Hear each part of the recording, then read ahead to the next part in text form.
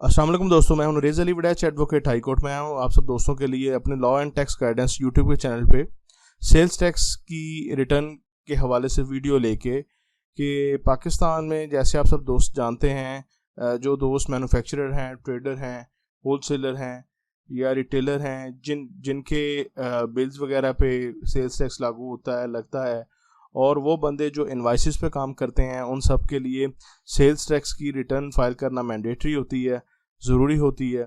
Sales tax basically हर उस शहरी के लिए ज़रूरी है जो ऑलरेडी सेल्स टैक्स डिडक्ट करवाता है किसी भी परचेजिंग पे या किसी भी सेलिंग पे। सेल्स टैक्स बेसिकली गवर्नमेंट का हक है जो अब 18% के हिसाब से लागू होता है, और अगर जो अनरजिस्टर्ड सेल्स टैक्स हैं उन पे जो है वो हिडन सेल्स टैक्स बहुत सारा जो है ना वो गवर्नमेंट की तरफ से लगाया जाता है, जिसमें 22-23% तक 25% तक भी बाज़ औक़ात रेट जाता है। सेल्स टैक्स की रिटर्न किस तरह फाइल की जाती है उसके हवाले से जो वीडियो है उसका आगाज़ कर लेते हैं। जैसे कि आप सब दोस्त जानते हैं कि जो भी सेल्स टैक्स है या इनकम टैक्स का कोई भी मामला है वो fbr.gov.b के इस वेबसाइट से FBR federal board of revenue ही इस चीज़ को डील करता है। और इसमें जो अब इनकम टैक्स रिटर्न और सेल्स टैक्स रिटर्न वो सब जो है ना इनकम IRS पे अपलोड हो चुके हैं, यहीं पे पोर्टल है, इसी से ही वो सब कुछ होता है। लेकिन इससे पहले मैं एक और चीज़ बताना चाहूँगा कि कुछ भी जो चीज़ है, एक इसको ज़रा ओपन कर लेते हैं।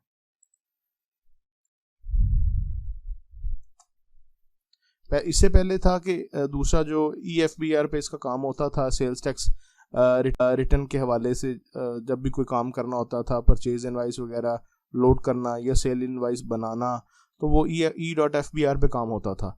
लेकिन इस दफ़ा 2-3 माह पहले से जो है ना ये प्रॉपरली ये इनकी FBR की गुफ्तगू चल रही थी, उसमें उन्होंने चेंज किया, अमेंड किया। अब जो भी हम अपनी सेल्स इनवाइस जो है ना वो बनाते हैं, वो इनवाइस मैनेजमेंट के अंदर सेल लेजर का जो है पोर्शन है, तो यहाँ पे जो है ना हम अपनी रिटर्न्स वगैरह का आगाज़ सारा करते हैं। और उसके बाद जो है सेकेंडली ये देख सकते हैं कि ये इसके अंदर 2 हमारी परचेज इनवाइसेस हैं, वो यहाँ पे शो हो गई हैं, और ये हमारी परचेज है इस मंथ की। ये देख सकते हैं इनवाइस टाइप में परचेज है, और हम अब आगे इनकी सेल इनवाइस देना चाह रहे हैं, तो सेल इनवाइस के लिए हम ऐड इनवाइस पर क्लिक करेंगे। यहाँ पे हम जो पार्टी का CNIC नंबर पुट करेंगे। सबसे पहले ये सिलेक्ट करेंगे कि परचेज के बाद CNIC पुट करेंगे। CNIC पुट करेंगे तो ऑटोमेटिकली जो है वो बायर का नाम आ जाएगा अगर वो रजिस्टर्ड है, और अगर वो अनरजिस्टर्ड है तो फिर अनरजिस्टर्ड को ही आप जो है ना वो मैनेज कर सकेंगे। और मैनेज के हिसाब से कोशिश कीजिएगा, अगर अनरजिस्टर्ड है तो किसी प्रोफेशनल कंसल्टेंट से करवाएं। और सेल्स टैक्स के हवाले से अगर कोई क्वेश्चन भी है तो आप कमेंट सेक्शन में पूछ सकते हैं, और हमसे भी आप हेल्प ले सकते हैं। उसके अलावा आपका जो HS कोड है वो आप यहाँ पे मेंशन करेंगे। अपना रेट जो है वो चूँकि 18% है, 18% यहाँ पे लिखेंगे। UOM में नंबर्स आ जाते हैं, मीटर्स हैं, नंबर्स हैं, और KG में आपने सामान जो है ना वो सेल किया है वो यहाँ पे आपको मेंशन करना पड़ेगा, क्वांटिटी मेंशन करनी पड़ेगी। उसके बाद एक्सक्लूडिंग सेल्स टैक्स की वैल्यू यहाँ पे आपको मेंशन करनी पड़ेगी। उसके सेकेंडली जो है ना वो ऑटोमेटिकली यहाँ पे जो उसके अगेंस्ट जितना सेल्स टैक्स होगा वो यहाँ पे आपको शो हो जाएगा। तो आपने सिर्फ ये इतना सा प्रोसीजर करना है। उसके बाद आपने सेव आइटम पे क्लिक करना है, तो आपकी जो सेल इनवाइस है वो यहाँ पे लोड हो जाएगी। लोड होने के बाद आपने डिक्लेरेशन पे चले जाना है। डिक्लेरेशन पे जैसे आप जाएंगे तो ये है, अगर नल की रिटर्न आपने फाइल करनी है तो ये नीचे एक स्पेसिफिकली नल sales tax return and federal excise return का टैब आ रहा है, इसको ओपन करेंगे और अपने नल के रिटर्न फाइल कर लेंगे। सेकेंडली अगर आपने वर्किंग की रिटर्न, सेल्स टैक्स की रिटर्न जो है वो फिल करनी है, और आपकी परचेज और सेल इनवाइस इस मंथ की है, तो आप सेल जो है वो सेल टैक्स की इस रिटर्न पे सेक्शन 26(1) पे आप क्लिक करेंगे, और वहाँ पे आप उस पर अपना प्रोग्रेस जो है ना वो स्टार्ट कर देंगे। मैंने चूँकि इस मंथ की जो रिटर्न है वो ओपन की हुई है और मेरे ड्राफ्ट में पड़ी है, तो वो ये आप देख सकते हैं, ये है रिटर्न वो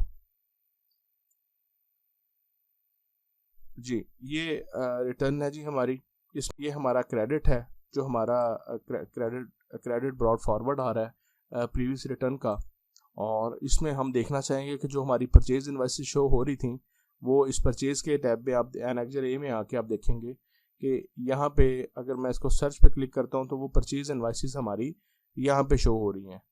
इन परचेज इनवॉइसेस को मैं जो है वो यहाँ पे क्लेम कर लूँगा। क्लेम जब यहाँ पे रिटर्न मैंने परचेज इनवॉइसेस क्लेम कर ली, उसके बाद मैं डाटा पे चला जाऊँगा।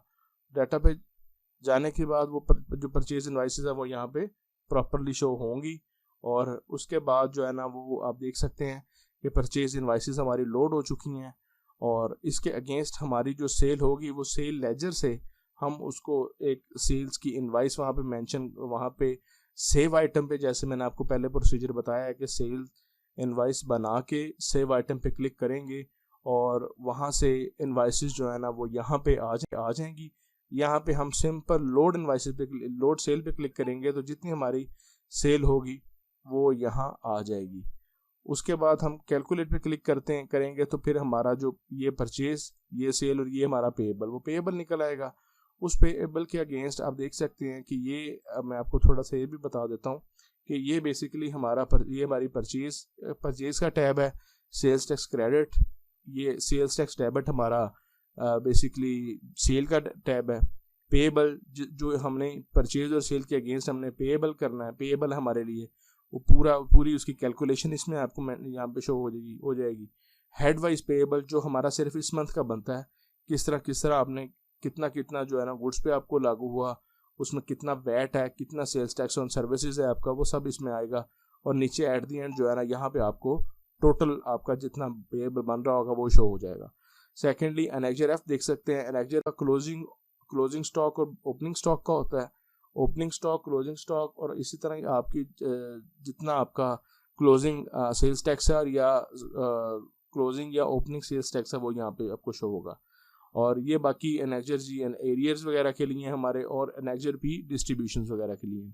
इसी तरह ऊपर आप देख सकते हैं एनेक्जर सी सेल्स का है, एनेक्जर ए परचेजिंग का है। अगर हमने कोई इंपोर्ट की है तो इंपोर्ट की जीडीज वगैरह है तो हम ये जीडीज हैं वो यहाँ पे हम जो है ना एनेक्जर बी के अंदर इंपोर्ट की करेंगे। अगर हमारी एक्सपोर्ट हुई है तो एनेक्जर डी हम एनेक्जर डी की जो जीडीज हैं हम यहाँ पे लिखेंगे। इसी तरह स्टॉक स्टेटमेंट आप देख सकते हैं। और इसके अलावा स्टील वगैरह के लिए वो बाकी जो है ना वो बड़े रिटेलर्स हैं, बड़े वगैरह के लिए तो फिल वक्त आप अभी जो ये छोटे लेवल पे हैं मामला, आप इसको इजीली यहाँ से मेंटेन कर सकते हैं। तो इसके बाद जो तरीकाकार है, आपने अपनी रिटर्न रेडी करने के बाद जो आपकी पेएबल अमाउंट है वो आपने पे करनी है, और उसके बाद पेमेंट्स में चले जाना है। यहाँ पे आपको जो है वो यहाँ पे आप प्लस के साइन पे क्लिक करेंगे तो यहाँ पे आपकी जो अमाउंट आ रही होगी, सीपीआर आपने पे की होगी, हेड वाइज आपने पेमेंट की होगी, वो यहाँ पे आपको शो हो जाएगी। शो होने के बाद आपने यहाँ से वो सीपीआर को लोड करना है और उसके बाद आपने कैलकुलेट कर देना है।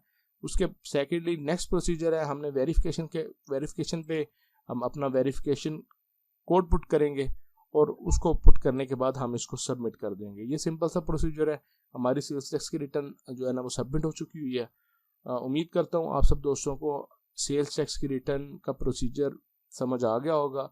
अगर इस हवाले से आप दोस्तों को किसी किस्म का क्वेश्चन हो तो कमेंट सेक्शन पे नीचे पूछ सकते हैं, मैं आप सब दोस्तों को लाजमी उसका जवाब दूंगा। और इसके हवाले से किसी तरह की हेल्प की ज़रूरत हो तो वो भी देने के लिए हम हाजिर हैं।